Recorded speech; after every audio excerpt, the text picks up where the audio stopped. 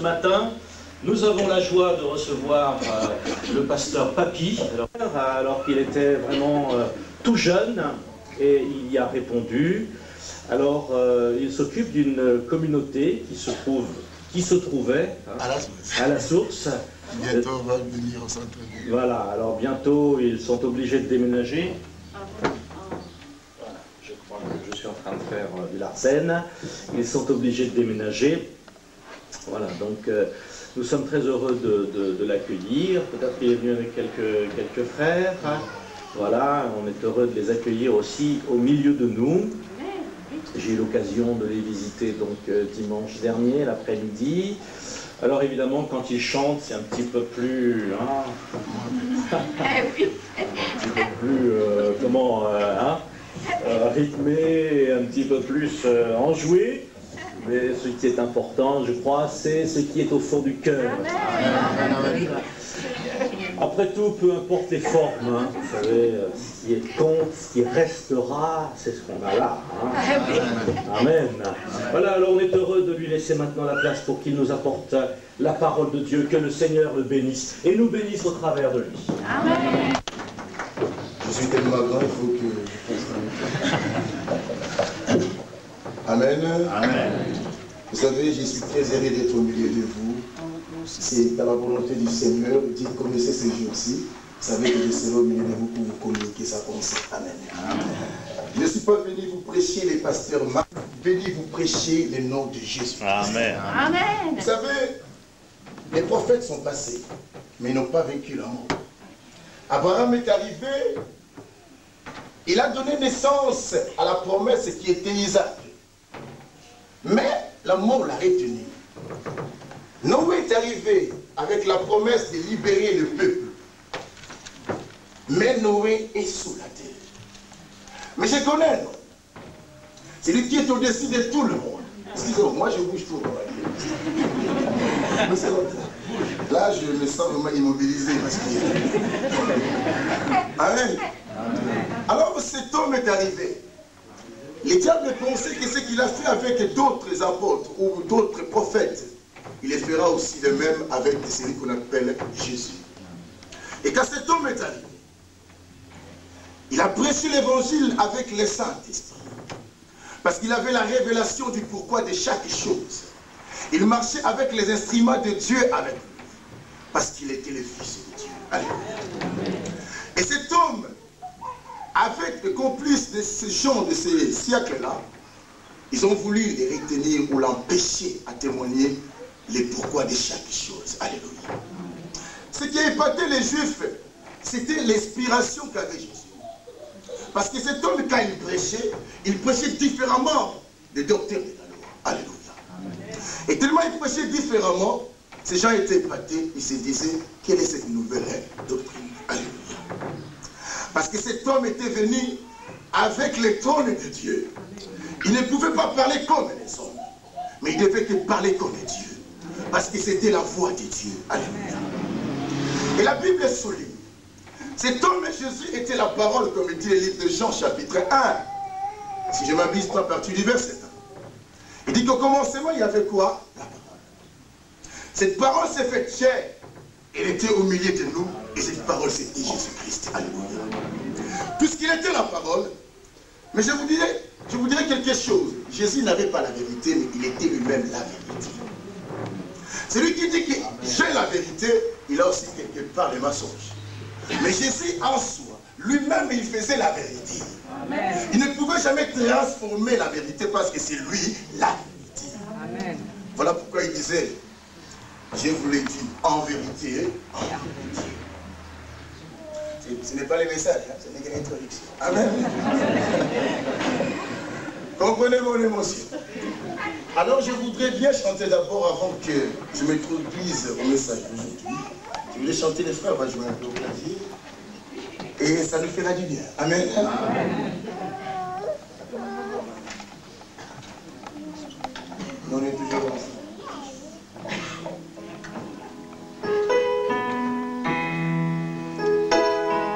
Suivez les paroles, ne suivez pas ma voix, je ne vais pas chanter.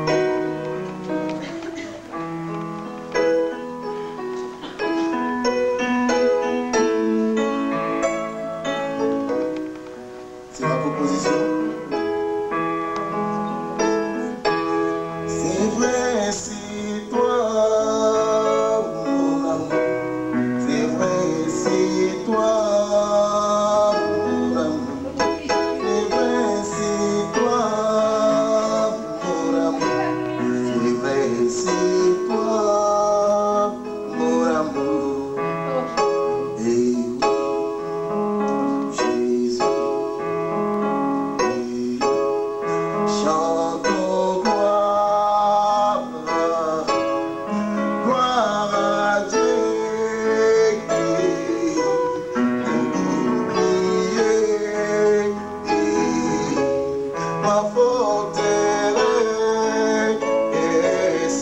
il m'a sauvé. Il a vaincu Satan sur la croix, son nom c'est Jésus.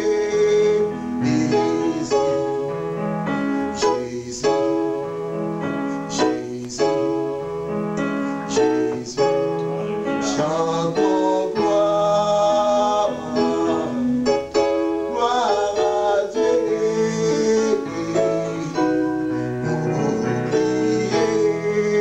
Oubliez ma forteresse,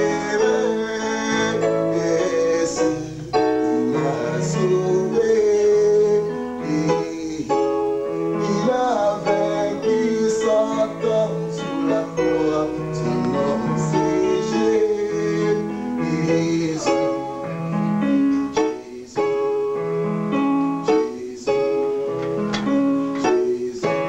C'est vrai, c'est toi, mon amour. C'est toi, mon amour. C'est vrai, c'est toi, mon amour. C'est toi, mon amour.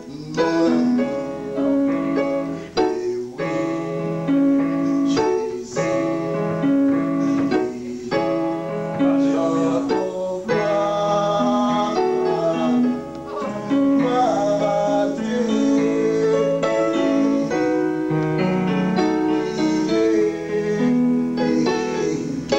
Ma forteresse m'a sauvé. Il a vaincu Satan sur la croix, son nom c'est Jésus.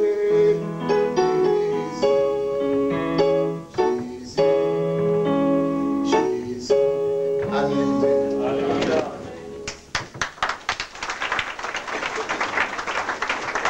Le thème intitulé pour cet après-midi, c'est la marche vers la promesse. Nous sommes dans une vie de pèlerinage ici sur la terre. Nous marchons vers la promesse qui nous a été faite par Dieu, la vie éternelle. Mais cette marche vers la promesse ne veut pas dire que c'est une vie heureuse, ne veut pas dire que nous serons dans l'abondance ou dans la bénédiction. On aime tout le monde la bénédiction. Mais nous marchons vers la promesse. Si nous lisons dans la Bible, on verra tant de promesses que Dieu a mises à notre disposition.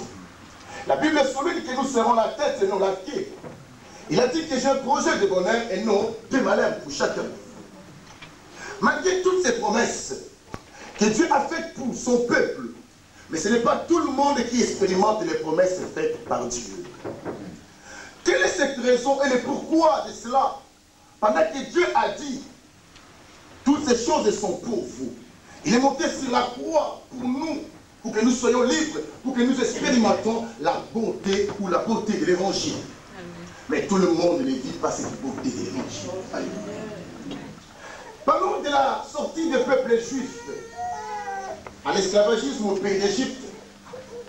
Lorsque Jésus, ou Dieu, parlant de Dieu, a rencontré son serviteur Moïse, Moïse devait aller rentrer en Égypte pour libérer les peuples de Dieu. Mais dans cette marche vers la promesse, pour que l'homme s'engage dans cette marche, les premiers éléments que l'homme doit appliquer dans sa vie, c'est rencontrer d'abord Dieu. Si tu n'as pas rencontré Dieu, tu ne pourras jamais marcher vers la promesse qui nous a été faite par Dieu. La vie éternelle, ce n'est pas notre vie de chaque jour. C'est une vie qui demande la discipline spirituelle. Un élément aussi important dans la marche. Et Moïse, puisqu'il a rencontré le maître, il a connu les pensées de Dieu, il devait y retourner pour libérer les peuples de Dieu qu'il a rencontrés. Parce que la parole de Dieu nous dit, personne n'est venu à Dieu et rentré quoi? Et celui qui dit avoir Jésus dans sa vie, celui-là doit avoir aussi les éléments qui identifient qu'il a Jésus. Alléluia. Parce que nous ne sommes pas des chrétiens, parce que d'autres disent chrétiens, mais ils sont des chrétiens. Parce qu'un véritable chrétien, c'est celui qui marche selon les pas du maître. Quand on appelle quelqu'un disciple, un disciple, c'est celui qui suit la discipline d'un maître. Et nous qui disons des chrétiens, on ne peut que vivre cette qualification ou expérimenter cela si nous marchons selon les pensées de Jésus. Rappelez-vous, dans la vie d'Antioche, ce n'étaient pas les chrétiens qui disaient que nous sommes des chrétiens. Mais ce sont les païens qui ont dit que ces gens portaient le sceau même, ils s'appelaient les chrétiens. Ce n'est pas le fait de se promener avec une grosse vie comme la mienne. On dirait que tu es chrétien. Ce n'est pas parce que tu dis Jésus, tout le monde va reconnaître que tu es chrétien, non. Mais on saura que tu es chrétien si tu portes les caractères du maître. Les caractères du maître. Moïse rencontra le maître. Lisons un peu, sinon je serai égoïste et je ne vais pas vous donner des versets. Exode chapitre 14. Je vais commencer à partir du verset 1. Je fais la lecture. L'Éternel parla à Moïse et dit, parle aux Israélites qui se détournent et qui campent devant Pi-Haïro. Entre Migdol et la mer vis-à-vis des Baal-Tchephot. C'est à face de ces lieux que vous camperez près de la mer. Les pharaons dira des Israélites, ils sont égarés. Dans les pays, les déserts seraient fermés sur eux. J'endurcirai le cœur du pharaon et il les poursuivra. Mais je serai glorifié par les moyens du pharaon et de toute son armée. Et les Égyptiens reconnaîtront que je suis l'Éternel, c'est ce qui firent. En annonçant au roi Égypte que le peuple avait pris la... Et celui de ses serviteurs à l'égard du peuple firent changer. Il dit, qu'avons-nous fait en laissant partir Israël, dont nous n'aurons plus les services. Arrêtons-nous. On peut acclamer la parole du Seigneur. Moïse arriva en Égypte, il devait faire selon les modèles russes. Vous savez, un chrétien qui dit chrétien, il doit confier selon le modèle de David. Rappelez-vous de Noé même.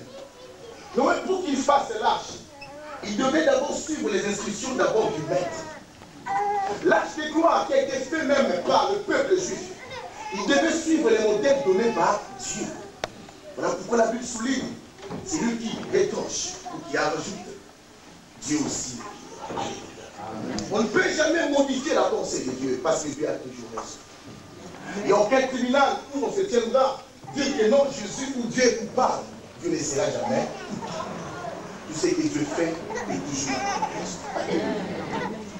Moïse arriva parce que c'était la mission qu'il avait reçue de Dieu. Il a dit au peuple juif, nous allons aller vers les pays où coule le lait et la prédication de Moïse, ce n'était pas une prédication qui signifiait tant de choses, des troubles ou la marche dans la souffrance des déserts. Ce qu'il a apporté au peuple juif, c'était que le bonheur. Les pays qui coulent le lait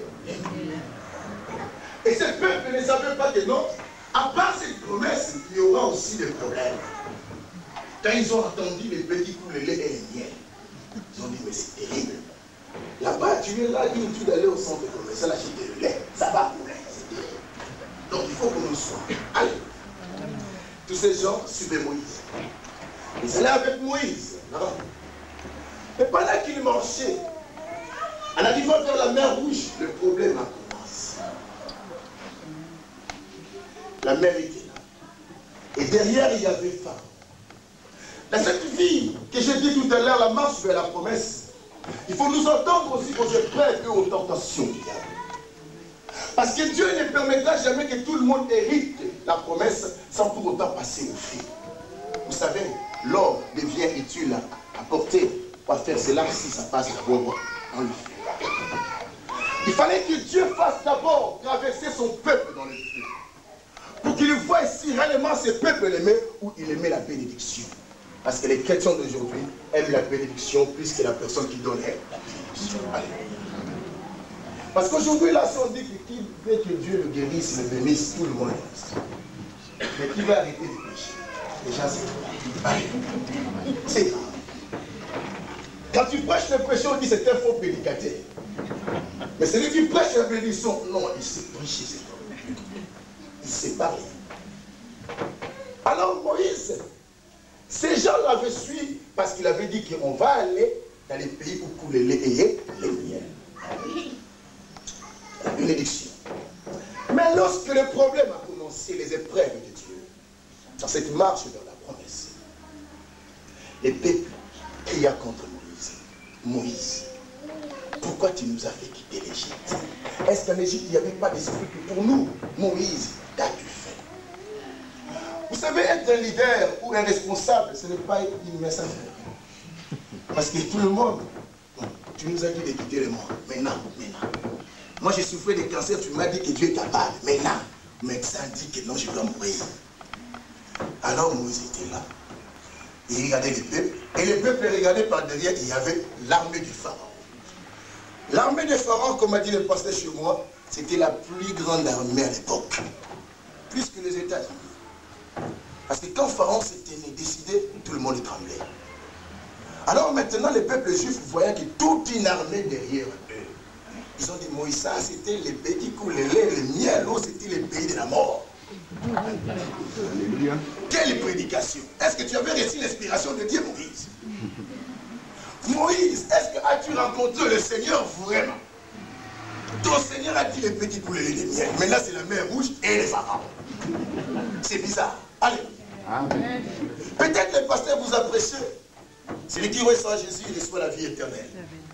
Mais depuis que tu es là, tu ne vois jamais cette vie éternelle. Tu dis, mais je ne comprends pas. Est-ce qu'il dit la vérité ou il pense et c'est vérité? L'apôtre Paul a dit, ma prédication ne se repose pas sur les discours persuasifs de la sagesse humaine.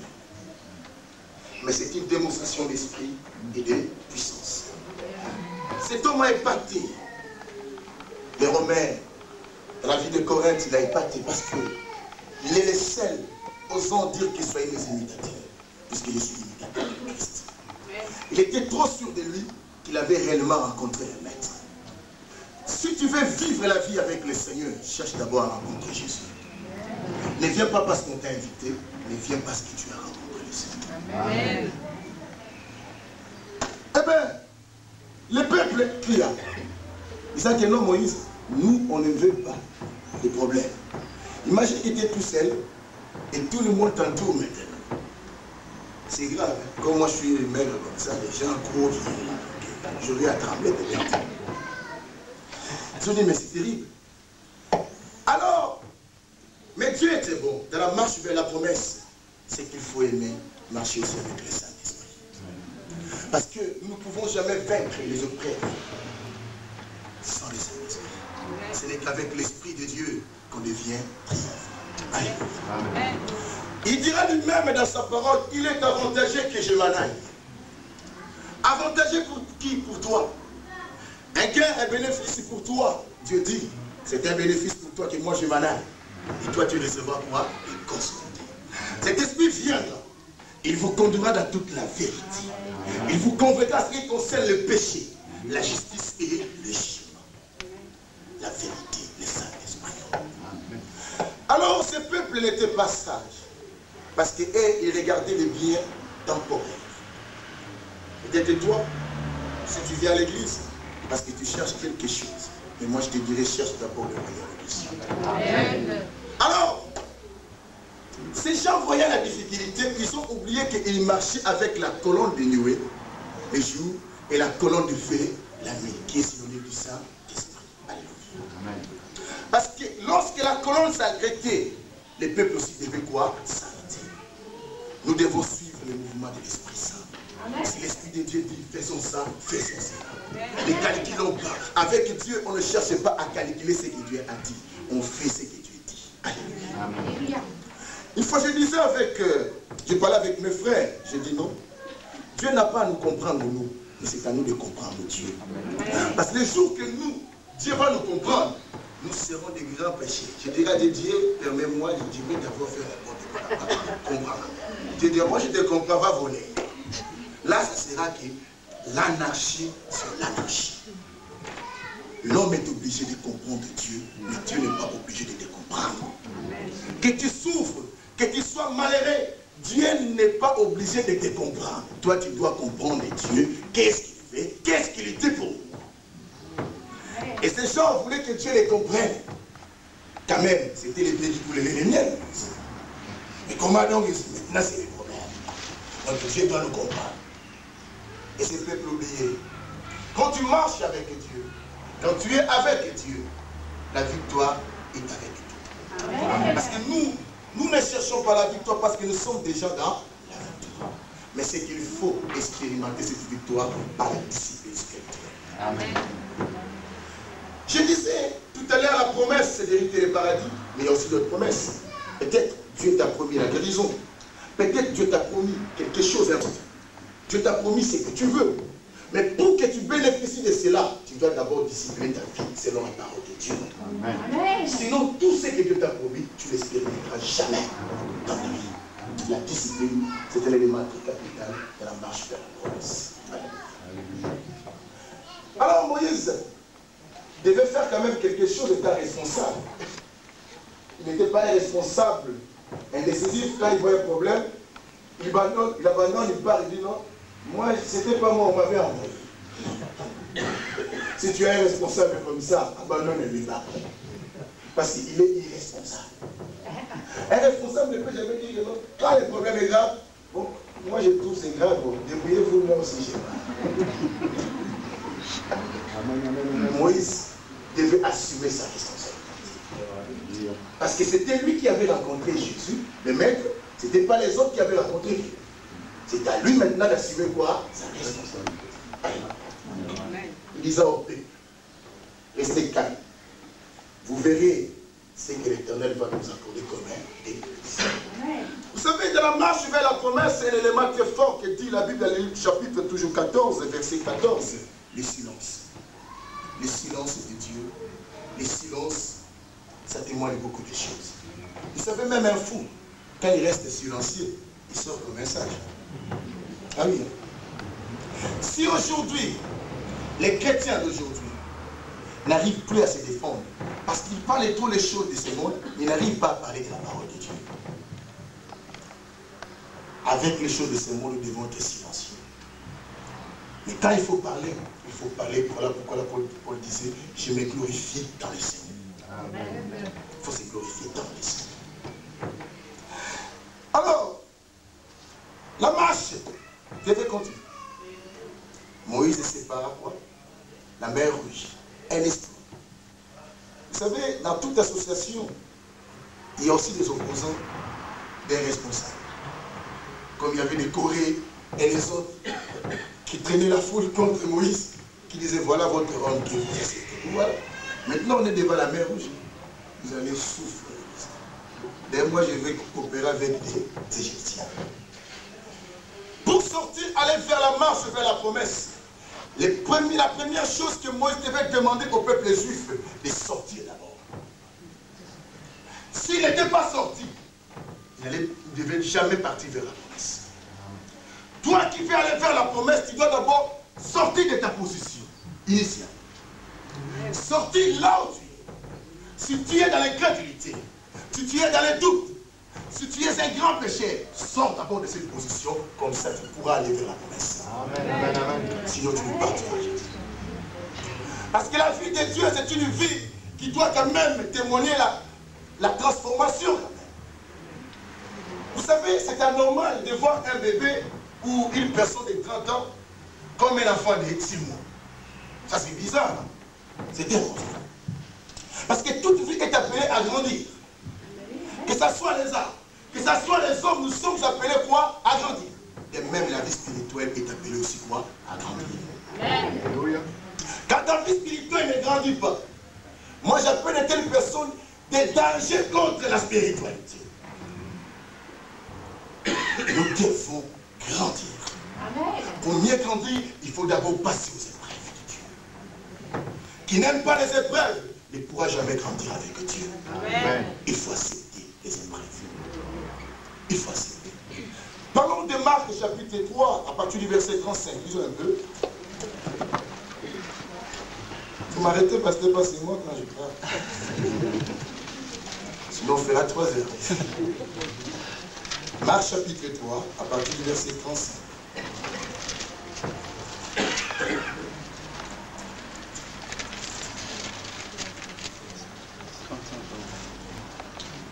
dans Marc chapitre 4, excusez-moi, à partir du verset 35. La Bible dit ceci. Ce même jour, sur le soir, Jésus leur dit, passons sur l'autre rive. Après avoir envoyé la foule, ils l'amenèrent dans la barque, où s'est trouvé, il y avait aussi d'autres barques avec lui. Il s'éleva une forte bourrasque, et les vagues se jetaient dans la barque au point qu'elle se remplissait déjà. Et lui, il dormait à la poupe, sur les coussins. Ils les réveillèrent et lui dirent, Maître, tu ne te soucies pas de ce que nous périssons. Il se réveilla, menaçant les vents, et dit à la mer, silence, tais-toi. Les vents cessa et un grand calme se fit. Puis il leur dit, pourquoi avez-vous tellement peur? Comment n'avez-vous pas de foi? Alléluia. Acclamons quand même pour la parole de Jésus. Écoutez, ça c'est la parole de Dieu selon l'évangile de Marc. Jésus, qui avait l'habitude de rester avec les apôtres, partout il partait comme il faisait des biens, des miracles, des guérisons, mais il a dit aux apôtres à la fin de la journée, passons de l'autre rive. Pour aller de l'autre rive, il y avait quoi? Le fleuve. Il fallait qu'on traverse d'abord le fleuve pour qu'on aille de l'autre côté. La vie chrétienne, c'est aussi ça. Quand tu rencontres Jésus, c'est pour aller de l'autre rive. Mais cela ne veut pas dire aller de l'autre rive. C'est l'absence des épreuves et des tentations. Non. Tu vas endurer des problèmes. Tu vas souffrir aussi. Pendant qu'il devait aller de l'autre rive, la Bible souligne, Jésus tarda un peu. Ou il était avec eux plutôt. Ils entrèrent dans la barque. Pendant qu'ils naviguaient, parce que nous naviguons, nous, les peuples de Dieu, pour aller vers notre vie. Pendant qu'ils naviguaient, il s'est soulevé à la tempête. La tempête s'est levée. Lorsque la tempête s'est levée, Jésus dormait. C'était grave. Imagine que vous étiez avec celui qui faisait des miracles. Vous vous en direz le problème, lui, il fait que dormir. Et j'imagine peut-être le bon fait aussi. Parce qu'il était vraiment dans les professionnels. Imagine que l'eau entrait dans la barque, il ne les sentait même pas. Mais quel homme! Il faisait, c'est vrai. Moi, je ne peux jamais dormir comme ça. Il a fait ça exprès pour prouver la foi de son peuple et des apôtres. Alléluia. Amen. La barque, c'est quoi aujourd'hui? La barque, c'est ta vie. C'est ton église. C'est ta nation. C'est l'humanité. Et Jésus était à la barque. Si je dis la barque, c'est ta vie parce que tu as Jésus en toi. Tu marches avec lui. Mais malgré cela, la tempête aussi se soulève. Malgré Jésus est avec toi. Dans ton église, Jésus est là. Parce que ton église, c'est la barque aussi. Malgré qu'il est là, il peut aussi avoir des problèmes. Ne fuyez pas des problèmes. C'est à nous d'affronter les problèmes. Amen. Un homme, leader, un véritable leader, a une caractéristique de la persévérance et de la détermination. La barque avec Jésus, mais la tempête ne respecta pas Jésus. C'est lui qui a créé cela. Ne pense pas comme tu as Dieu là, Jésus, tu n'auras pas les problèmes. Oh non, nous sommes libres. Oui, on est libres. Libres contre les diables et les péchés. Mais le diable ne nous lâche jamais. Il est là pour nous menacer. Et moi, je suis libre de vous dire la vérité comme m'a dit le pasteur. Chez moi, il a pas dit ça. Écoutez, la tempête se suit. Vous savez, Pierre, j'imagine Pierre, parce qu'il parlait beaucoup aussi. Hein, mais, il vient, mais toi, comment tu dors pendant que nous, on souffre ici? Mais Jésus, réveille-toi, non? Jésus ne faisait que rentrer. Peut-être qu'il voyait son père pendant qu'il dormait. Mais Pierre a dit, mais je ne comprends pas cette personne. Genre, comme il t'aimait bien, réveille-lui, dit, tonton, réveille-toi parce qu'on a dit ça. J'ai essayé de le dire, mais Pierre, il ne se réveille pas. Mais nous, on va périr. Mais comment? Peut-être qu'il est incapable d'arrêter la tempête. Il sait qu'il multiplie les pains. Incapable. Jésus n'est pas incapable. Il faut savoir dans ta vie, quand Jésus reste silencieux, ça ne veut pas dire qu'il est incapable. Alléluia. Le silence de Dieu, c'est une nouvelle stratégie pour qu'il t'accorde la victoire. Amen. Alors les apôtres ne le savaient pas. Et disaient que non, il est silencieux parce qu'il est maintenant arrêté devant la tempête. Je pense, hein. J'imagine que j'étais dans la barre aussi. Moi, j'allais trembler plus que lui.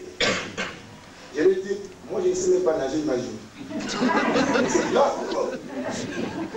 J'allais commencer à faire mes prières, je sois moi. Mais c'est terrible.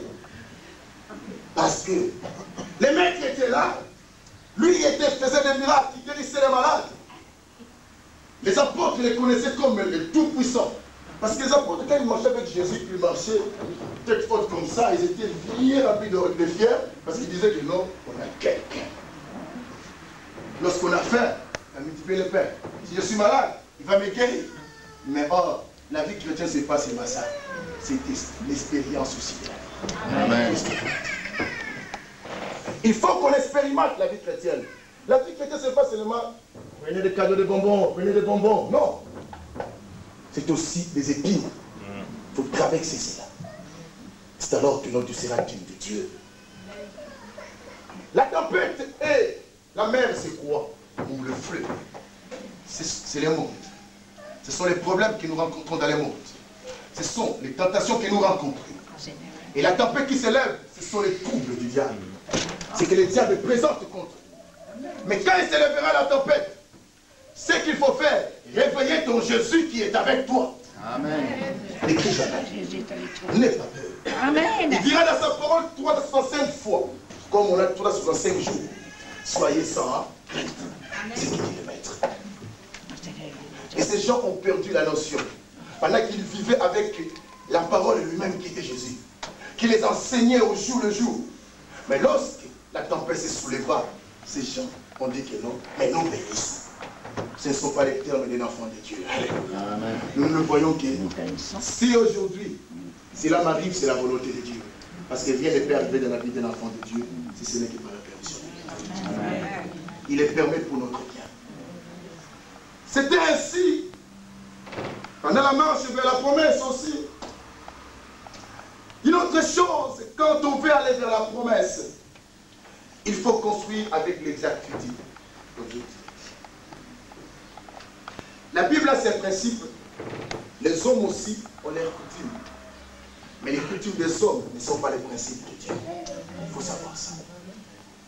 Quand la Bible te dit fais cela, ne dis pas non, j'ai vu ma tante faire cela. Mais moi je ne vais pas faire comme toi. Tu dis ma tante ne fait jamais ça. Ta tante n'est pas Dieu. Amen. Oh, j'ai été hier, j'ai vu le pasteur là faire autrement. Comment pasteur Marie-Philippe fait ça? Le pasteur là n'est pas Dieu. Nous, on va se référer à la parole de Dieu. Amen. Qu'est-ce qu'il dit la Bible? Qu'est-ce qu'il dit Dieu? Je continue. Les aptitudes. Les aptitudes, pour que l'homme entre dans les aptitudes, il faut que l'homme apprenne aussi. Vous savez, la multitude de ceux qui avaient écrit, selon le livre des Actes, avaient tous qu'un seul cœur, et ils demeuraient au pied des apôtres, dans les enseignements et dans la prière. L'enseignement, c'est une bonne chose. Quand tu n'es pas enseigné, tu ne pourras jamais aller vers la promesse. Il faut aimer et écouter toujours. La parole de Dieu, moi j'ai cette expérience, ça donne la paix. Amen. La paix. Amen. Vous savez, un petit témoin. Quand je suis arrivé ici en France, j'ai vu 3 médecins qui m'ont dit non, vous avez l'hépatite A, B, machin. Ah bon? J'ai ça. En arrivant à l'hôpital, Madeleine vont me dire que non, il faut que tu sois hospitalisé. Je dis, mais c'est Dieu. Permettez-moi de faire la prière de jeûne une semaine. Votre jour est anormal. Comment ne pas manger toutes les semaines? Pendant que tu es malade, il faut que tu te vois avec mes amis. Moi, je dis, je suis mon pasteur. Vous voyez que je suis tout jeune.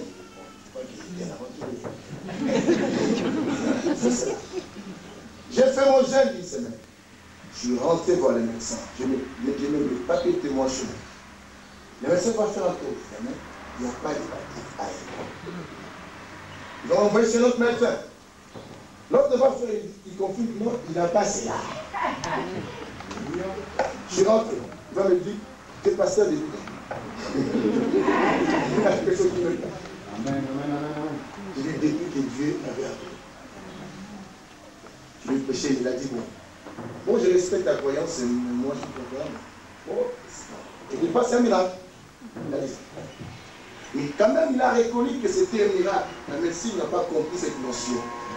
Comment donc une hépatite qui disparaît seulement à cause des jeunes prières.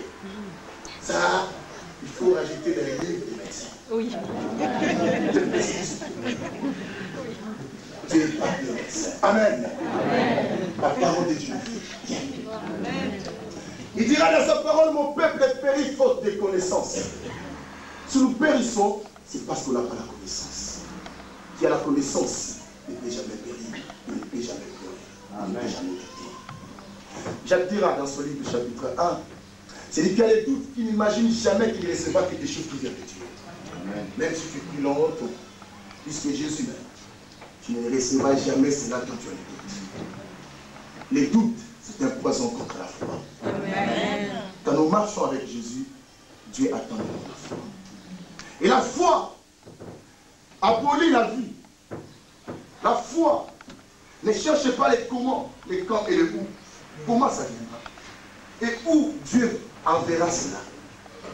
Et quand j'aurai la solution? Non. La foi ne cherche pas les quand, les comment et les où. Parce que les comment, les quand, les où sont l'affaire de Dieu lui-même. C'est qu'il faut demeurer toujours dans la foi.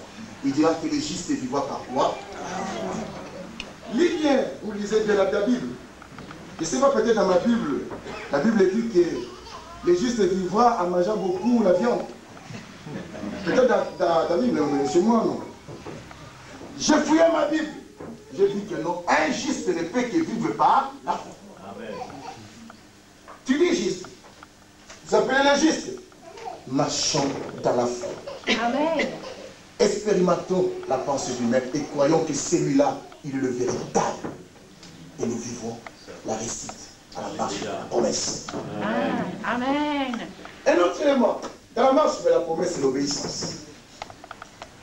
Quand on n'est pas obéissant, on ne pourra jamais vivre les promesses de Dieu. Rappelez-vous de Naaman, général Naaman, un grand général qui souffrait de la lèpre. Naaman arriva en Israël, rencontrant les prophètes qu'on appelle Élisée. Mais Élisée, vous savez, des fois les hommes de Dieu, quand ils reçoivent les inspirations de Dieu, ils sont comme s'ils sont des olives. Un général s'est déplacé de son pays pour vous rencontrer, et Élisée ne veut pas sortir les rencontrer. Il a envoyé son serviteur. Les généraux, je pense, parce que j'étais là, excusez-moi. Alors, pendant qu'on était là avec les généraux, venez maintenant. Le général et moi nous a dit, mais vous voyez, c'est comme une blague avec moi, un général. Et je suis venu chez lui. Mais moi, il reste à sa maison. Il m'envoie son serviteur. Il me dit aussi de se plonger 5 fois dans l'eau. Comment? Est-ce que chez lui il n'y a pas de fleurs pour que je puisse faire la natation? Ah mais non. L'inspiration, quand ça arrive, il faut faire selon la pensée de Dieu. L'obéissance. Naaman voulait rater la bénédiction de Dieu s'il n'avait pas obéi à la voix de l'homme de Dieu. Si tu veux réussir, il faut obéir tout simplement. Et sous lui-même, l'obéissance vaut mieux que les sacrifices. 1 Samuel 15. Lisons bien Samuel 15. Verset 22. On peut le faire.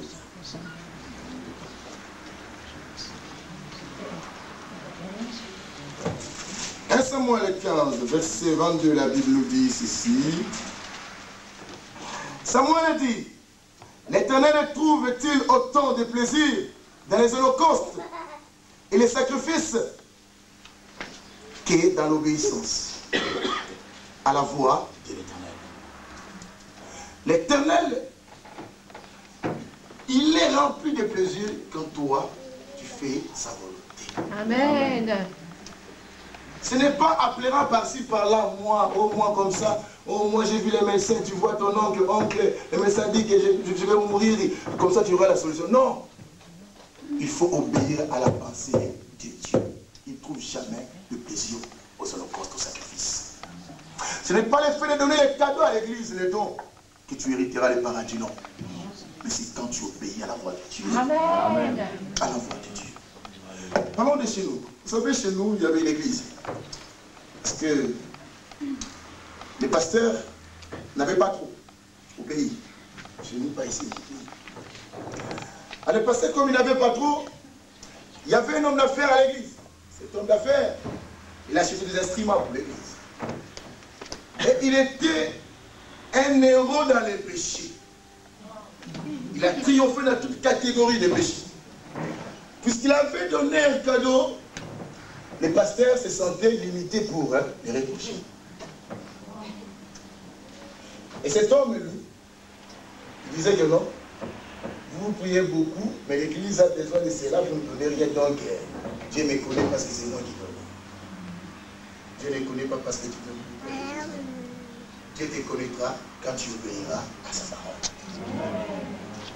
Il te connaîtra ce jour-là. La marche vers la promesse. C'est malheureux quand on marche de la promesse des feux. Parce qu'on ne s'attendait pas à cela. Même moi qui est devenu pasteur aujourd'hui, je ne m'attendais pas au problème aussi de la vie chrétienne. Moi je pensais qu'être pasteur c'est beau, prêcher devant les gens, tout le monde. Oh que c'est difficile. Hein. Je vous dis. N'envie pas ceux qui prêchent ici. Vous ne vous reposez jamais, il y a toujours des gens qui veulent lever des problèmes. Parce que vous savez, moi je ne viens plus à l'église à cause de ceci. Moi je vais quitter parce qu'il a cela, dit cela. Mais comment? Il est là, il se déplace à tout temps. Vous dormez chez vous, lui, il voit. Comment on va faire? Comment vous ne venez plus à l'église? Vous venez à l'église. Très malheureuse. Oh, bien qu'on avait la promesse, mais nous passons le fait de Dieu. Le fait de Dieu, il faut accepter cela. Écoutez, puisque nous parlons du fait, et j'ai parlé du Saint-Esprit. Quand on parle de fait, on voit aussi les Saint-Esprit de Dieu. Jésus lui-même, qui était le Fils de Dieu, avant qu'il commence son ministère, il devait encore recevoir quoi? Le Saint-Esprit. Si Dieu a fait cela à son Fils bien-aimé, donc à nous autres aussi, pour qu'on soit digne de Dieu, il faut qu'on reçoive quoi? Le Saint-Esprit. Rappelez-vous le jour de son baptême. Jésus venant vers son baptême. Et Jean-Baptiste les baptisait. La voix de celui qui criait dans les déserts. Alors, vous voyez le maître arriver, et disant que non, moi je suis plus digne de descendre. Le maître a dit quoi? Laisse faire maintenant car il est convenable qu'on accomplisse d'abord la volonté de Dieu. Si le maître lui-même a dit qu'on accomplisse d'abord la volonté de Dieu, nous tous, laissons d'abord accomplir la volonté de Dieu. Ne cherche pas ta volonté. Qui cherche à faire ta volonté, il échoue toujours. Vous me direz, pasteur, même ceux qui font la volonté de Dieu échouent. Parce que quelqu'un m'a dit ça. Comment? Parce que vous avez dit, on sera la tête en haut et en bas, on échoue. Ah oui. L'échec d'un enfant de Dieu, Dieu n'appelle pas échec. Mais Dieu appelle ça une nouvelle expérience pour la croissance spirituelle. Un enfant de Dieu n'échoue jamais. Ce qu'il voit comme échec, c'est une expérience de la vie chrétienne. Moi, je n'échoue pas. Quand j'ai vu quelque chose, je dis c'est une nouvelle voie, expérience que Dieu me fait passer. Et le mec a dit, laissons d'abord la volonté de Dieu s'accomplir. Quand la volonté de Dieu s'accomplissant en maître, vous savez ce que le maître a fait. Le maître, bien qu'il n'acceptait pas de lui-même la vision que je suis parfait, mais il était parfait quand même. Puisqu'il était humble, il ne pouvait pas dire que non, moi je suis parfait. Mais nous qui sommes ses disciples, on a vu qu'il était parfait. Parce qu'il était rempli du Saint-Esprit. La Bible souligne, ne vous enivrez pas de vin, c'était la débauche. Soyez au contraire remplis de quoi? Du Saint-Esprit. Il faut être rempli. Nous sommes dans une église pentecôtiste. Il faut qu'on soit rempli du Saint-Esprit. Il faut qu'on vive dans les bains du Saint-Esprit, qu'on réfléchisse avec le Saint-Esprit, qu'on marche avec le Saint-Esprit, qu'on renifle le Saint-Esprit. Mais écoutez, dans cette marche vers la promesse, quand le Saint-Esprit est là, ne pense pas que non. Quand tu vas quelque part faire un péché, le Saint-Esprit est absent. Parce que la Bible dit, il sera avec vous, il sera sur vous, il sera dans vous. S'il n'est pas dans toi, donc il est avec toi. S'il n'est pas avec toi, donc il est sur toi. Quand tu marches, il est sur toi. Voilà pourquoi Dieu voit partout. Ah ben oui, hein. Pasteur, vous avez prêché, vous me prêchez, c'était moi qui vous parlais. Non, c'était le Saint-Esprit qui était avec vous qui a soufflé le pasteur. Il ne faut pas vouloir le pasteur quand il prêche la vérité. Ce n'est pas lui qui vous a suivi là où vous étiez. C'était le Saint-Esprit qui est avec vous, qui est dans vous, qui est sur vous, qui regardait ce que vous faisiez. Amen. Vérité. Et vous venez à l'église, c'est la sœur là qui a dit ça au pasteur, en tout cas elle va me voir. Non. Ce n'est pas là, c'est celui qui est avec toi que tu as cherché, tu vas chercher le problème aux avec lui.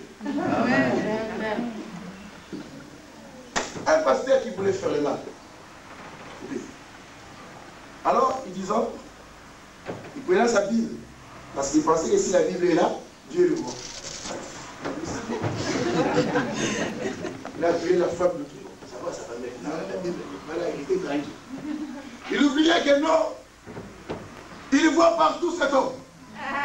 Même s'il cache sa Bible est sourd, mais lui, il te voit. Hey, nous marchons vers la promesse, mais faisons selon l'exactitude. Faisons selon le modèle de Dieu. Ne cherchons pas à faire autre chose ailleurs et à l'église sortir comme des petits saints. Parce qu'à l'église, tout le monde est petit saint. Quand on dit, on va chanter la chanson 143, mais à l'extérieur, ils ne sont pas ça. Mais nous disons, nous marchons vers la promesse. Plusieurs rateront la promesse. Rappelez-vous, les nombres qui étaient sortis en Égypte pour aller au pays qui coulait le lait et le miel, ce n'étaient pas tous ces nombres qui étaient entrés. Pourtant, et tous avaient entendu quoi la promesse du lait et du miel. Nous tous, nous attendons cela. Nous tous, nous sommes dans cette marche. Mais ce n'est pas tout le monde qui va vivre la vie éternelle avec Christ. Si nous voulons bien la vie, il faut marcher selon la pensée de Dieu. Respecter celui qui est avec toi, qui est sur toi, qui est dans toi. Amen. La Bible dit marcher selon quoi? L'esprit. Et vous n'accomplirez pas les désirs.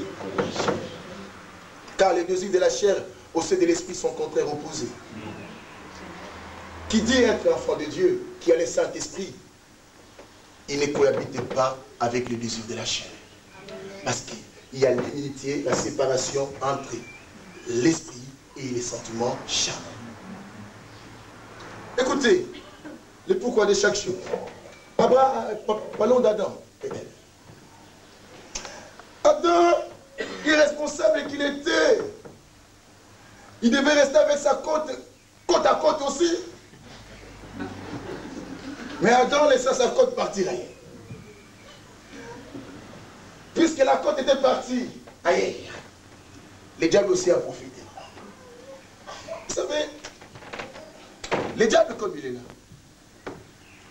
pour t'avoir, si c'est qu'il est, tu es capable, il cherchera ta femme aussi. Moi je préfère le frère qui prie, qui a rencontré Jésus, qu'il fasse aussi un effort de ramener sa femme aussi. Sinon vous allez toujours y retourner dans les péchés. Et la femme mangeait les fruits. Vous savez, les femmes, quand elles cherchent à séduire les hommes, c'est terrible. Elle avec les fruits chers. Adam regarda sa femme. Et sa femme faisait, chérie, vous pouvez goûter un peu, c'est bon, non? On vous fait goûter les péchés parce que vous êtes faible devant la personne. Plusieurs participent dans les péchés des autres parce qu'ils sont incapables à dire la vérité à l'autre. Et cela nous empêche aussi d'aller vers la promesse. Amen. Si Adam était en péché, où la communion d'Adam avec Dieu était coupée, Parce qu'Adam n'avait pas le pouvoir de dire non à la place de dire non. Vous savez, la Bible souligne, le oui de Dieu c'est oui, le non de Dieu c'est non. Et si nous sommes la nature de Dieu, nous devons aussi, quand il faut dire non, il faut dire non.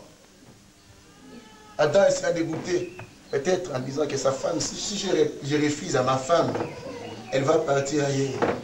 Pour la sauvegarder, il faut que je mange seulement les fruits. Il a mangé les fruits parce qu'il aimait bien Adam, Ève. Mais écoutez, lorsqu'il a goûté, or qu'il ne savait pas qu'il a coupé les cordons avec Dieu. Dieu s'est présenté au jardin d'Éden. Dieu disant, Adam, Adam, où es-tu? La parole de où es-tu? Certaines personnes pensent que Dieu ne voyait pas Adam là où il était. Non. Il voyait Adam. Les où es-tu de Dieu, il demandait, où est ta position là où je vous ai mis? Je ne vous ai pas mis là-bas. Pourquoi vous êtes là-bas, Adam? Où es-tu? Où es-tu à la position de l'esprit? Où es-tu au rudiment de Dieu?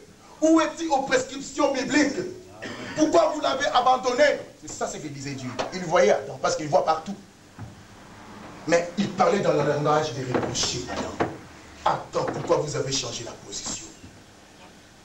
De lâche. Dans la vie chrétienne, il ne faut pas être lâche aussi, parce que la Bible dit dehors les lâches. Il ne faut pas aussi pas de traître.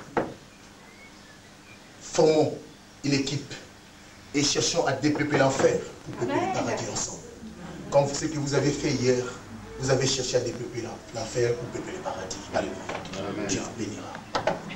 On s'arrête là, sinon je vais oublier, parce que je dois partir chez moi aussi prêcher. Je m'arrête là. Amen. À la prochaine occasion, on se tient debout. Je préférerais qu'on se tienne debout.